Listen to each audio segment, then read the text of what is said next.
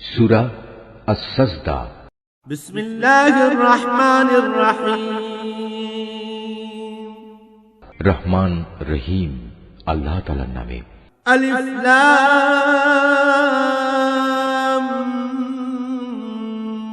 মিম।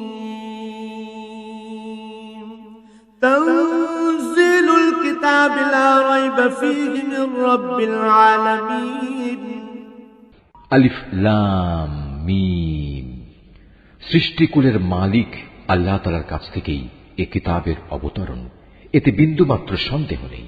আম ইয়াকুলুনা ইফতারাহ বাল হুয়াল হাক্কু মির রাব্বিকা লিতুনযিরা কওমান মা আতাহুম মিন নাযিরিন মিন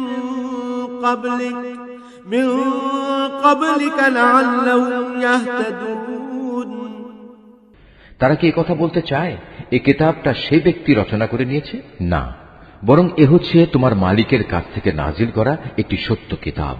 আমি এটা এই জন্য নাজিল করেছি যাতে করে এর দ্বারা তুমি এমন এক জাতিকে জাহান্নাম থেকে সাবধান করে দিতে পারো যাদের কাছে নিকট অতীতে তোমার আগে কোনো সতর্ককারী আসেনি। সম্ভবত তারা হেদায়েত লাভ করতে পারে।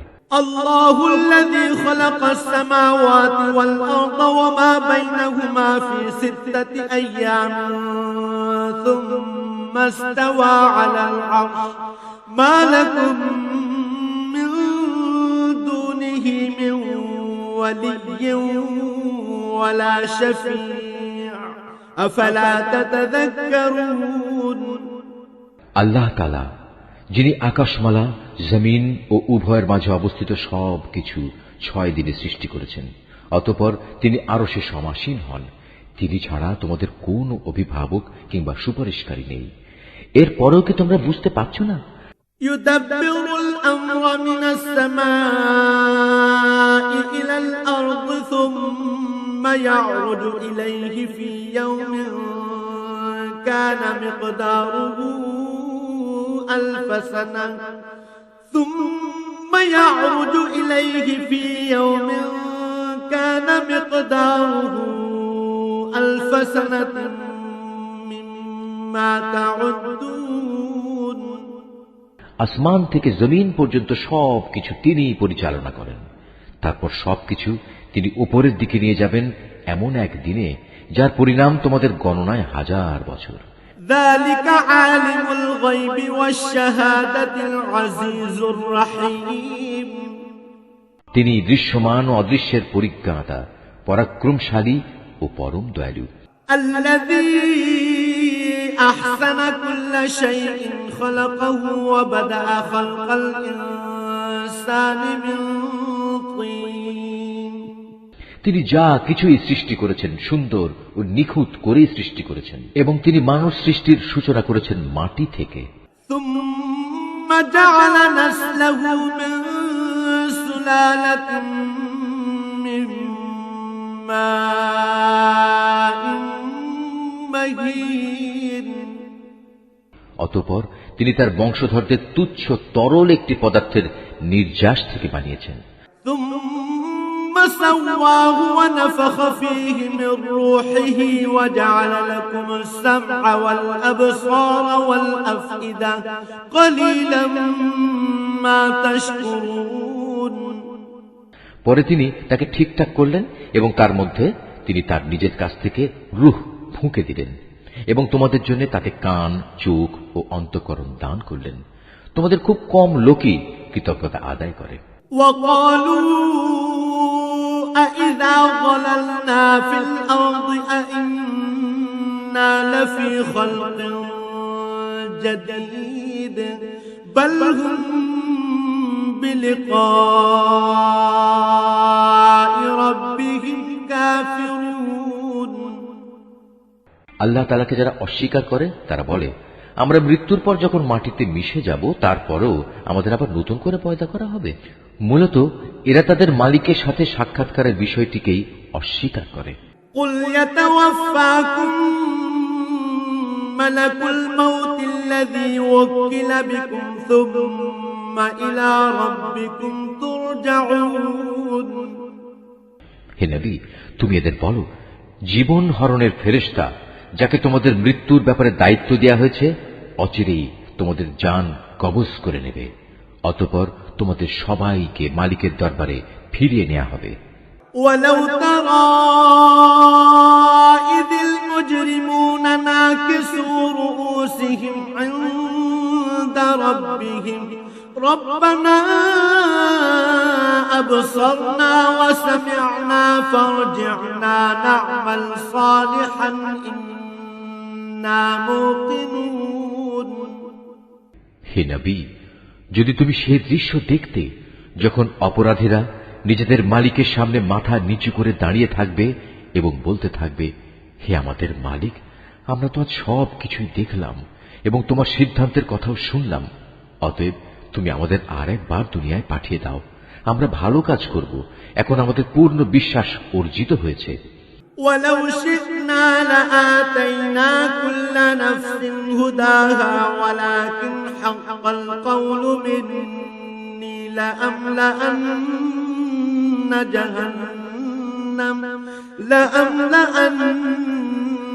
جهنم من الجنة والناس أجمعين। আল্লাহ তাআলা বলবেন, আমি চাইলে প্রত্যেক ব্যক্তিকে হেদায়েত দিয়ে দিতাম, কিন্তু আমার পক্ষ থেকে সে ঘোষণা আজ সত্য প্রমাণিত হল। আমি মানুষ ও জিনদের মধ্যে থেকে এদের সবাইকে দিয়ে জাহান্নাম পূর্ণ করব। فذوقوا بما نسيتم لقاء يومكم هذا إنا نسيناكم وذوقوا عذاب الخلد بما كنتم تعملون। অতঃপর ওদের বলা হবে, যাও তোমরা জাহান্নামের শাস্তি আস্বাদন করো। যেভাবে তোমরা আজকের এ সাক্ষাৎকারের কথা ভুলে গিয়েছিলে, আমিও তেমনি আজ তোমাদের ভুলে গেলাম। যাও নিজেদের কৃতকর্মের প্রতিফল হিসেবে জাহান্নামের চিরস্থায়ী শাস্তি ভোগ করো। এই আয়াতটি যিনি তেলাওয়াত করবেন এবং যিনি এই আয়াতটির তেলাওয়াত শুনবেন, তাদের সবাইকে এখানে একটি সাজদা আদায় করতে হবে। এটা ওয়াজিব।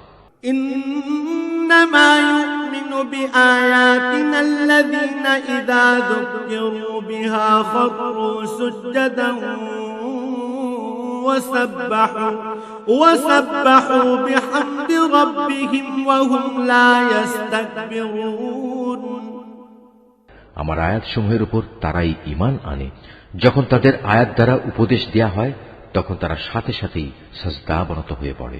উপরন্তু তারা তাদের মালিকের সপ্রশংস পবিত্রতা ঘোষণা করে এবং নিজেরা অহংকার করে না। تتجافى جنوبهم عن المضاجع يدعون ربهم خوفا وطمعا ومما رزقناهم ينفقون। তাদের পার্শ্বদেশ রাতের বেলায় বিছানা থেকে আলাদা থাকে। তারা নিশুতি রাতে আযাবের ভয়ে এবং জান্নাতের আশায় তাদের মালিককে ডাকে। তদুপরি আমি তাদের যা কিছু দান করেছি তারা তা থেকে আমার পথে ব্যয় করে। فلا تعلم نفس ما أخفي لهم من قرة أعين جزاء بما كانوا يعملون। কেউ জানে না কি ধরনের নয়ন প্রীতিকর বিনিময় তাদের জন্য লুকিয়ে রাখা হয়েছে। মূলত তা হবে তাদের কাজের যথার্থ পুরস্কার।